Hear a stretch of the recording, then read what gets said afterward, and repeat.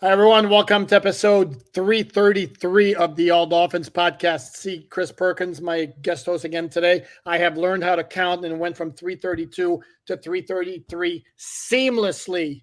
How's that? Pretty impressive, isn't it? No 331A? Nothing? No, None of that? All no, right. 331 today. Today is Wednesday, August.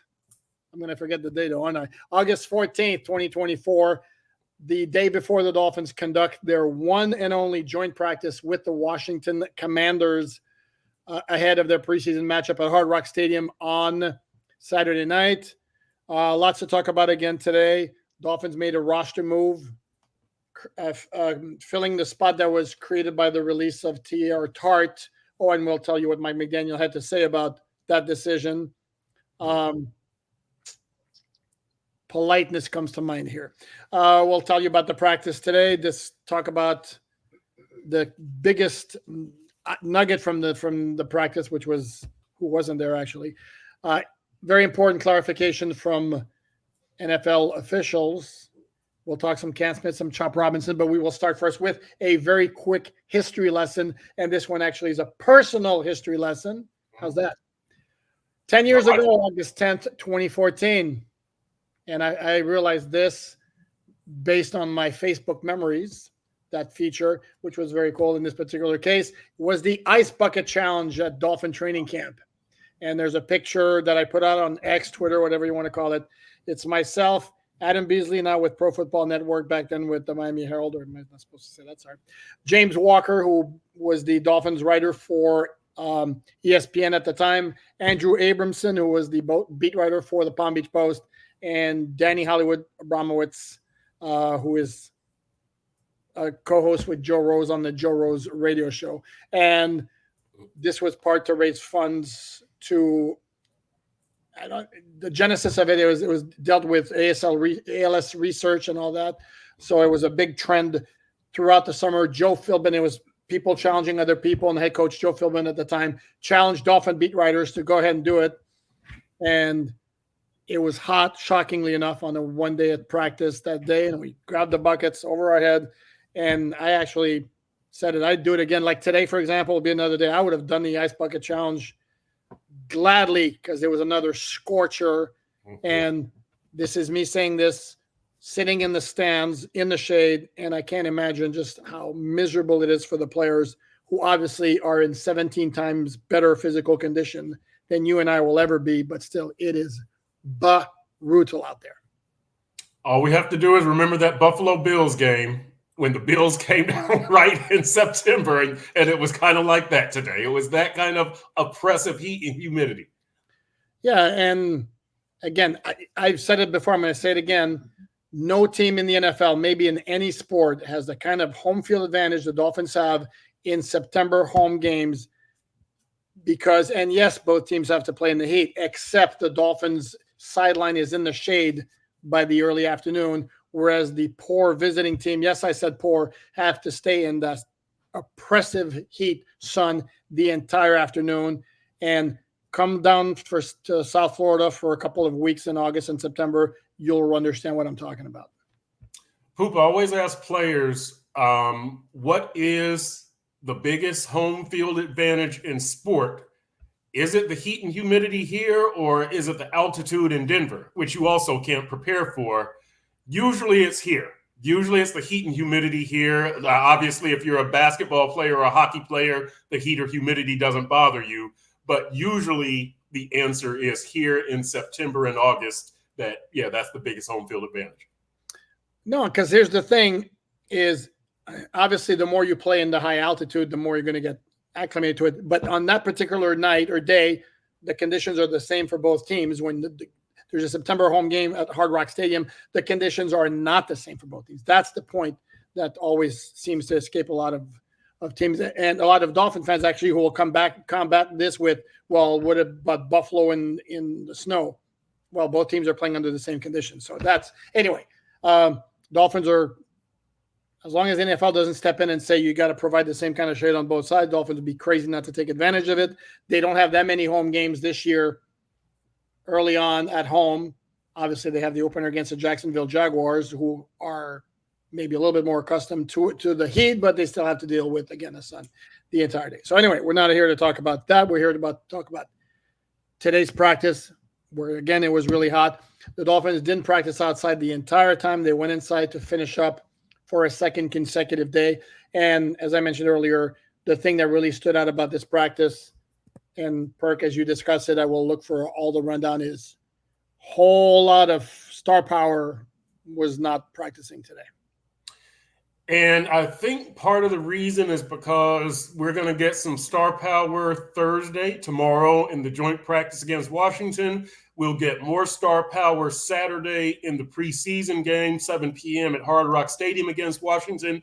We don't know how long the starters are going to play Saturday, one quarter, the first half, whatever. But I could understand resting a lot of key players today in anticipation of them ramping up activity Thursday and Saturday.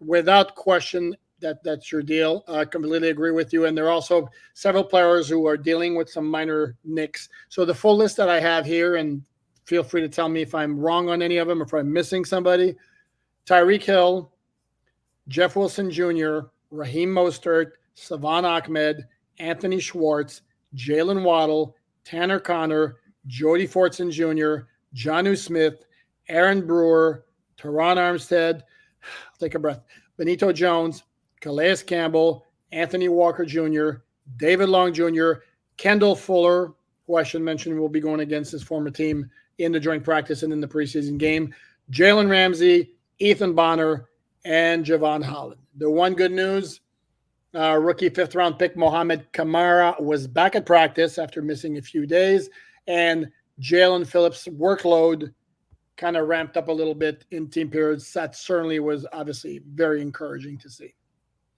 Yep. And, this is another day that you go without your starting safeties of Javon Holland and Jordan Poyer. So I want to see what happens Thursday in the joint practice and then Saturday in the game. I bring it up largely because you remember last week against Atlanta, Javon Holland worked out the first day against Atlanta, had some nice battles with the Falcons tight end Kyle Pitts. Then Javon Holland gets his legs tied up with Jordan Fuller in the end zone trying to break up a pass. He sits out pretty much the rest of the practice, misses the next day's practice, and Kyle Pitts has a very good day. So I want to see how they defend the tight ends. And I don't even know who Washington's tight end is off the top of my head, but I want to see what happens there. And the safety is not the only person responsible. You get linebackers on the tight end sometimes also, but I do want to see the tight end defense without either of the starting safeties. Let's see what happens out there. The Washington tight end is Zach Ertz. I should have known that. They also, what's wrong with you, man? Jesus. They also have a good-looking rookie, Ben Sanat, who is currently listed as third team, but this is a rookie in its training camp, and from those depth charts, usually those guys will be back. We should point out that at practice tomorrow, we're going to see a couple of former Dolphins now with the Commanders, including, and everybody be nice, including you, Perk, 2020 first-round pick Noah Benogany, who is listed as a second-team slot corner behind one of my 2024 draft man crushes, Mike Sanristil from Michigan. I think that guy's going to be a baller. I love the guy's game. He also, look at this, he's also listed first on the depth chart as the kickoff returner. All right. For the Commanders. So that looks good as far as maybe him being able to make the team. Love it. Because he's a good kid. He didn't work out with the Dolphins. And Dolphin fans were very tough on him. But he's a good dude. And then also the second team center on the depth chart for Washington is none other than Michael Dieter, third-round pick of the Dolphins in 2019 out of Wisconsin. Starter as a rookie. Then his career with the Dolphins kind of went sideways a little bit. Wound up with Houston last year. And now he's in Washington. Here's a fun one, too. Oh, and I have to double-check that the gentleman is still on the Dolphins have a coaching assistant on offense, Max McCaffrey, who is the brother of Christian McCaffrey. Nice.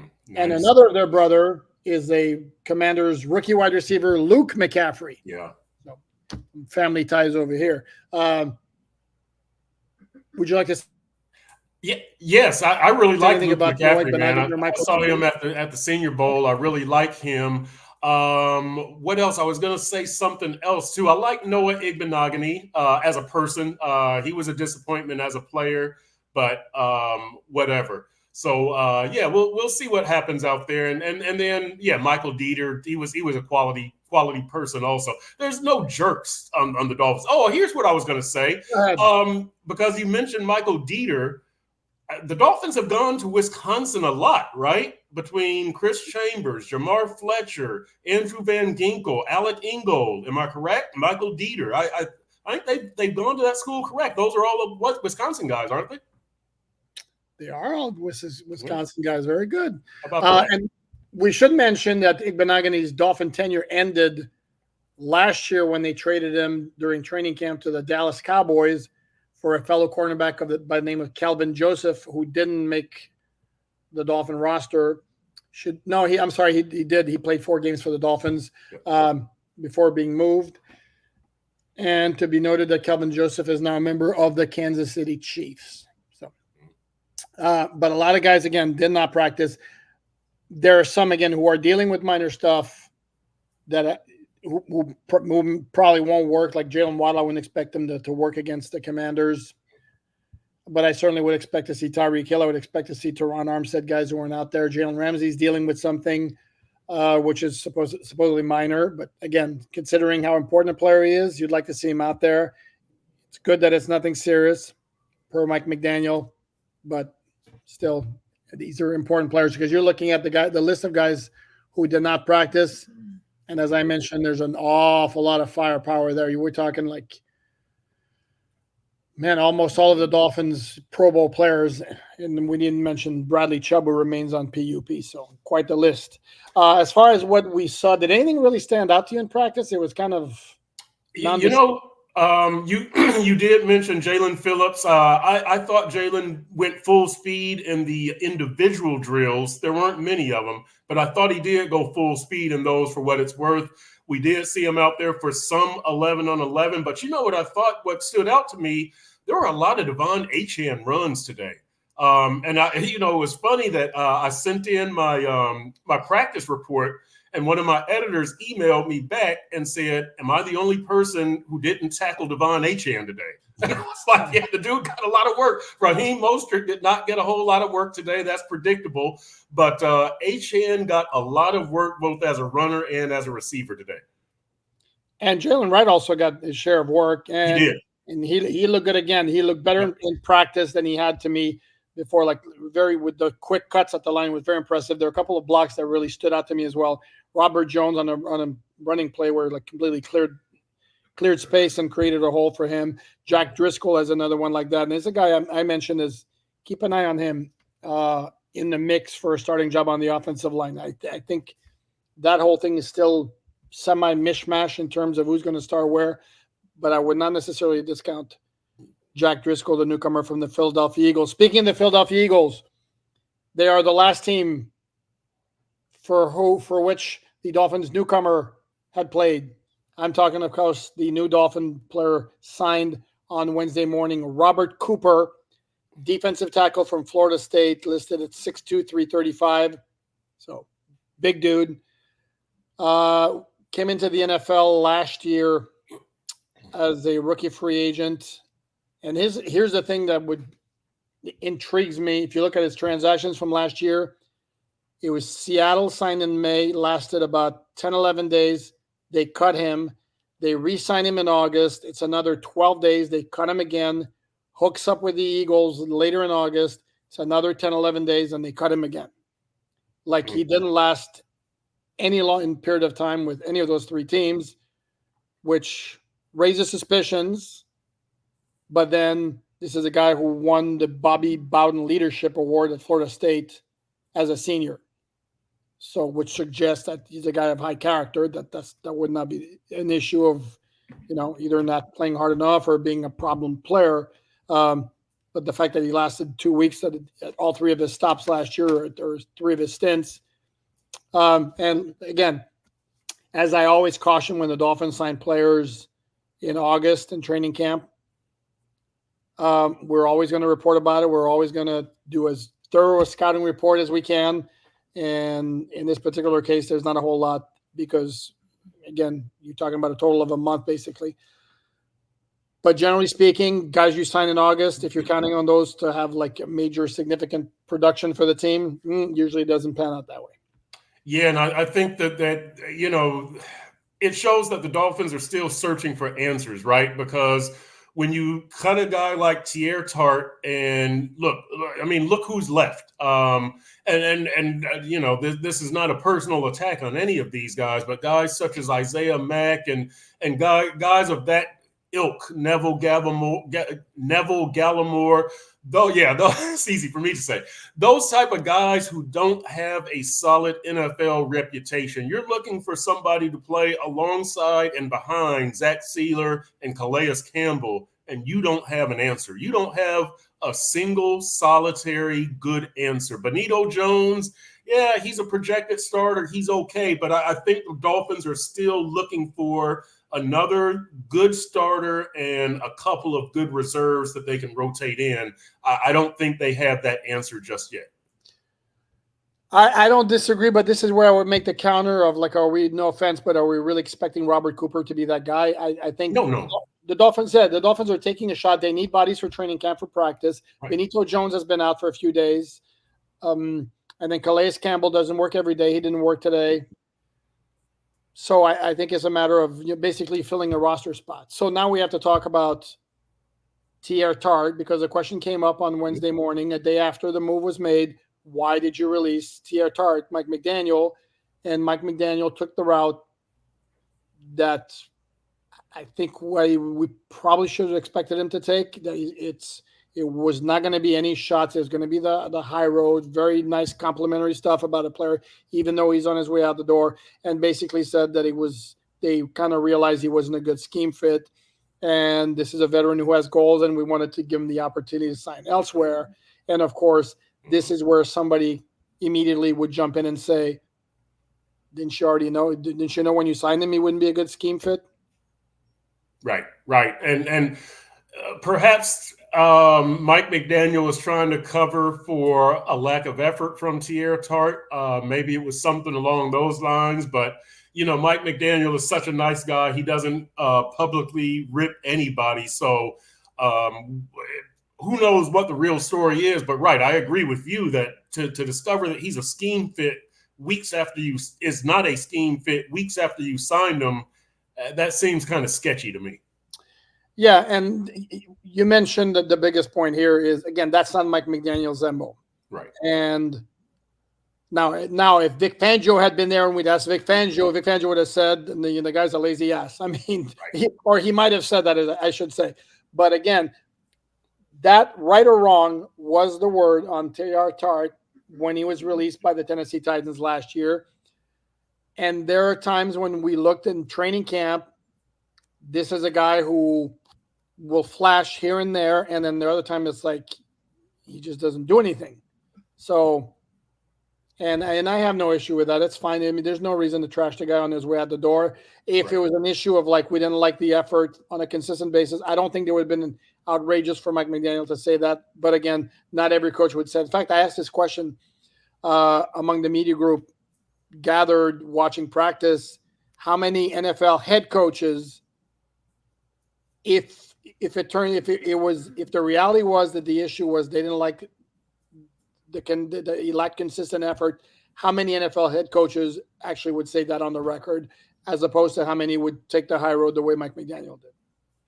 I could think of 4 coaches that were head coaches at one time that were on the Dolphins staff: Dan Campbell, Vic Fangio, Brian Flores, Vance Joseph. Agreed. But again, right. How many would have done it as a head coach? Correct. Not me. I mean, Vance was very candid. Those guys were all candid, but yeah, I agree with you. I don't know. That coming from the head coach, that's very harsh. So there, and here's the thing. The official explanation from Mike McDaniel is he wasn't a scheme fit. My guess is some team's going to give him a shot because just for the Dolphins, he was a low risk, high reward kind of guy, and maybe he joins another team, and there's a level of desperation that maybe wasn't there with the Dolphins, wasn't there with Tennessee, and then he reaches that level, and you get a good player because he is a good player when he's on. So anyway, so now the Dolphins are back to 91 players on the roster because of Bayron Matos, the Dominican rookie. I should mention that before practice, there's a rookie every day or two or three who will go on the field in front of the stands to lead the cheer to get everybody hyped up for the start of practice. Well, Bayron Matos took it a step further. It was his turn today. He was like, no. I'm not just going to go lead the cheers from the field. I'm going to go into the stands. So there he went. And Bayron Matos is a big dude. And he was like walking down the stands and just getting everybody riled up. So it was actually very cool to see. And remember, if you talk to him, this is the one press conference he did in minicamp. He's got a very cool personality. A lot of fun. The fans absolutely loved it. The fans went crazy. This dude is in the stands, and the fans are just going crazy. So, yeah, congrats to Matos, and nice job, man. And by the way, these I always call them the hype squad, but the rookie hype squads, they do a good job of getting the crowd going right before practice. You've seen the videos, right, as the team comes out, and then they come in front of the stands and hype the crowd up and get them going. They've been good every single day. I can't think of a bad day that the rookies have had hyping up the crowd this training camp. Yeah, no, they do a good job. I remember last year, we haven't seen this year. I remember last year, I think a guy had a can of some kind of energy drink or whatever and smashed it against his forehead. Yeah. I think I recall, correct me if I'm wrong, somebody doing a standing backflip, which is also very cool. So they come up with things, and it's a very nice tradition. I really like when the Dolphins do this. Yep. So we talk about Bayron Matos and his very engaging, lively personality. The flip side is Chop Robinson, who is very serious, very polite, very low-key, very mellow, which is completely fine, especially since the dude is balling. He is really, really, really impressing me. And it's not just, again, it's not the get off. It's not that he gets close to the quarterback several times. I'm seeing a guy who is doing a really nice job. A lot of plays where he's setting the edge and he's making sure to force the running back to cut inside and not get outside, which is his main responsibility against the run, and which is what's going to get him on the field early. So I think not going to pump the guy necessarily and go defensive rookie of the year, but I think there's absolutely a reason to be very excited about his possibilities early on. Yeah, I agree. And with all the stuff that we've seen about him and seen from him, and one of the things that caught our attention yesterday, Jalen Phillips was saying the guy is so low key. I'm trying to get him to celebrate his good plays more, and I want to, and Chop said I've got a Chop touchdown sack celebration, and I want to break that out, but. As fun as that was, Chop said something else that I thought was really interesting, because somebody asked him, maybe it was you, maybe it was Barry Jackson, about what are the coaches really excited about? What do they tell you? And he said, my learning, that last, in college, I could set the edge using my shoulder. And the coaches have coached me up about getting my hands inside on these tight ends and offensive linemen. And they're very pleased that I've learned that and I'm doing that. And it's like, man, that is a dude who, as an edge rusher, you make your money on sacks. But as Chop has said, I stay on the field because I'm able to play the run. And when you hear him talk about things like that, you're just like, this kid gets it. This kid gets it. And that really gets me excited. No, I agree. And here's the key for a player like him is, as he's learning all the techniques and keeping in mind everything he's taught by the coaches, maintain the edge and all that, the hand placement and all that. Yep. The key is remembering all of that while not losing play speed. Yep. Because if you get caught into thinking too much and it slows you down, that's where he's going to lose what makes him special, which is the get off, the athletic ability. But I'm seeing signs that maybe there won't be that issue. So I like very, very, very excited about the dude. It was Barry who asked the question, by the way. What I asked was to Alec Ingold, and I wrote about this on Miami Dolphins on si.com/NFL/Dolphins. And if Alec is listening, this was not like any sort of a shot or whatever, but I basically told him the one area of the offense last year that really struggled, or one area, was short yardage. Mm-hmm. And as the fullback on this team, is that something that you take personal and want to, like, even more so be a part of the solution for 2024? And he kind of said, yeah, I do take it personally. And for the rest of his answer, read the story. But he also mentioned what the key is going to be, and he kind of agreed that Dolphins have to be a little bit more, what's the word I'm looking for, more badass, for lack of a better term. Yeah, we say physical or aggressive, but badass is what we mean. Right, right. Yeah, and look, Alec Ingold is one of the more cerebral, intelligent, great guys on that team, and in a locker room full of really intelligent guys who will give Yep. Hold on. Sorry, didn't mean to interrupt, but I have to say this. Let me guess. You're going to say it's a locker room with a very low knucklehead factor. Actually, I wasn't going to go there, but it is true. I've said that like 80 to 100 times previously. But yeah, look, Mike White is good. Teron Armstead is good. Kendall Lamb is. I could name like 30 guys, but Ingold always gives you something to think about. And when he was talking about, that at some point, you can talk fundamentals and X's and O's, but at some point you just have to draw a line in the sand and you have to move your guy back off the line of scrimmage so that whoever has got the ball can get that first down.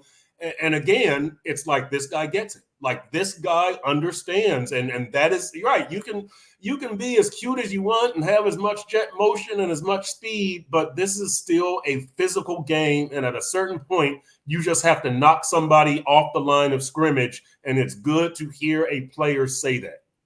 Yep. And that goes to a column that I wrote, I remember, a few weeks back, where this talk about the Dolphins becoming bullies and becoming really tough and all that was all fabulous, except the conversation, it was so focused on the defense. And to me, where the improvement really needs to happen is on offense in short yardage situations when it needs to happen. We are going to close with this. Every year, media members are invited to meet with a group of NFL officials to discuss the new rule changes and then ask questions. And there was a massive takeaway from our session today, which is all this stuff that we read and we wrote based on the reports about either rule change or new emphasis on the quote unquote cheat motion by the Dolphins. It was BS, basically. There is no rule change. There is no new emphasis. The rules remain the same. The only rule that changed basically is if a player goes in motion. No, sorry. If a player is in a 2-point stand, he can't suddenly go in a 3-point stance with the hand on the ground at the snap, particularly if it's done to like draw the defense offside. As far as the jet motion and all that, no. So if anybody had any concern whatsoever about the Dolphins not being able to use this, it made for some good content for a week, I guess. But no, we were told that's not the case. Yep. I apologize to readers for misleading them. I did that. I put that out on X, formerly known as Twitter. Bad perk. And guess what? I did the same thing. I don't think there's any one of us who didn't do it. And in fact, if we didn't do it, then it means we weren't doing our job in reporting what was out there, because it was out there. Turns out that it was not totally accurate. So that's good news for the Dolphins, because guess what? That cheat motion is sorry if I called it cheat motion. Excuse me. Speed motion or jet motion. Kyle Shanahan calls it cheat motion. So, but it was so insanely effective for the Dolphins in 2024. I would imagine they're going to use it a ton again in 2023. They're going to use it a ton again in 2024. And if we know Mike McDaniel, like we know Mike McDaniel is going to throw some wrinkles into it and make it even more effective. So that was good to hear from a Dolphin standpoint. Poop, real quick, because I always hijack a segment. What are you looking for Thursday in joint practice, Saturday in the game? I've said that the starters. Let's get you want to see some stuff from the starters, but going beyond that, I want to see what Chop Robinson does against starters or starting caliber players, because he's mostly been going against backups. I want to see if Quentin Bell can revive his game after a great training camp start. Atlanta kind of kept him quiet last week. I want to see what happens at the defensive line spots aside from Zach Sealer and Calais Campbell. And I do want to see what happens at this. I want to see Jonnu Smith be used as a receiving tight end and what situations they use him in. And I want to see what happens at backup cornerback poop, because I haven't seen anybody. I think all the backup corners are pretty even when you consider Ethan Bonner and Saran Neal and Isaiah Johnson, Jason Maitre, Storm Duck, Nick Needham, I guess, would be the backup nickel. And I did say that Saran Neal, I gave him my stock down today, but I said Saran Neal, the cornerback, not Saran Neal, the special teams player. When Saran Neal, the cornerback, is out there, it is up and down, hot and cold. You don't know what you're going to get. Saran Neal, the special teams player, is money. So I want to see these backup corners and see what they can do, especially against a guy like Pro Bowl receiver Terry McLaurin for the Washington Commanders. Damn, that's quite the list you got there, man. I know, that's a lot. Man. I haven't even. I always end up apologizing to fans because I'll mess something up. Man, I haven't come up with my list yet. I'm going to probably do that as a story Friday or maybe during the day Saturday, since they play Saturday night. To me, first and foremost, nobody get hurt. That's the number one priority. The Dolphins lost 3 players in the preseason opener. None of that. Yep.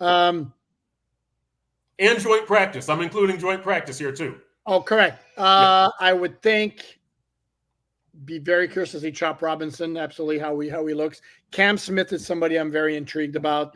Yep. He had a play today that I thought was borderline brilliant, where it was a check down pass to Devon Achane, and Cam Smith was right on top of him in the backfield, which was really good stuff.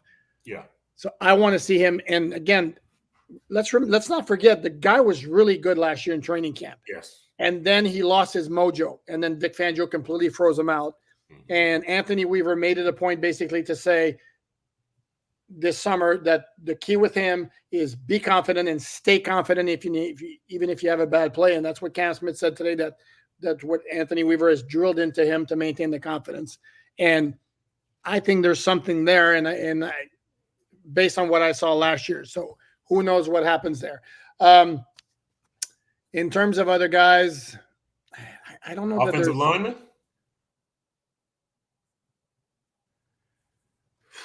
Here's the thing, though. Offensive linemen, it's preseason. Washington's not going to do it. It's going to be insanely vanilla. Right. What they're going to do up front, coverage back end. So I don't know that it's the best gauge necessarily. So, and do we really evaluate the Dolphin offensive line as long as Teron Armstead's not there? I'm at the point almost where I'm not even counting on Isaiah Wynn because it looks ominous to me what's going on. But Dolphin offensive line is not the Dolphin offensive line without Teron Armstead, even though chances are, sadly, that they're going to have to play some games without him. You want to see the offensive line hold its own, especially in the interior where they're going to be going up against a very, very good defensive tackle tandem with Jonathan Allen and Daron Payne. So that would be nice to see. But you worried about Tua? Am I worried about Tua? No, I'm not worried about Tua. His safety with that offensive line? No, because again, I think, first of all, in practice, nobody's going to touch him. And in the game, Mike McDaniel is going to scheme it up where if Tua does play, it's going to be an awful lot of quick throws and, get the ball out very quickly. I don't think there's going to be very, very long. They don't really need to run a play fake and have Tyreek go deep in the preseason, because the truth is they can probably get that anytime they want. Or just about. So to me, it's about the younger guys. Chop Robinson, Cam Smith are the guys who really jump out at me. I don't know that there's anybody red zone else. Play calling, short yardage play calling. Are you looking at any of that, or no? Yeah, okay. Again, preseason. Hold stuff back. Preseason. And again, let's understand, we're going to get a true gauge for this Dolphin team more and more as the season goes along, but it doesn't really start right now. We're getting like a sketch in pencil because it's preseason and teams don't show their hand offensively or defensively. Once the regular season starts, then you start seeing a little bit more. But do you want to update the folks on Isaiah Wynn, what Mike McDaniel said? Lower extremity injury. We don't know if it's the same quad, right? It's not exactly clear. I wanted to, but you just did it yourself. So I, I, I love that you did that, Perk. There you go. Say that. It's your show. I was going to let you get the glory. Okay. Yeah, no, I appreciate it. With that, we're going to wrap it up. Again, please like, subscribe, share. Thanks again for my man here, Perk. We will see you tomorrow at practice, the first joint practice and the only joint practice with the Washington Commanders. In the meantime, everyone, thanks for watching and have a great rest of the day.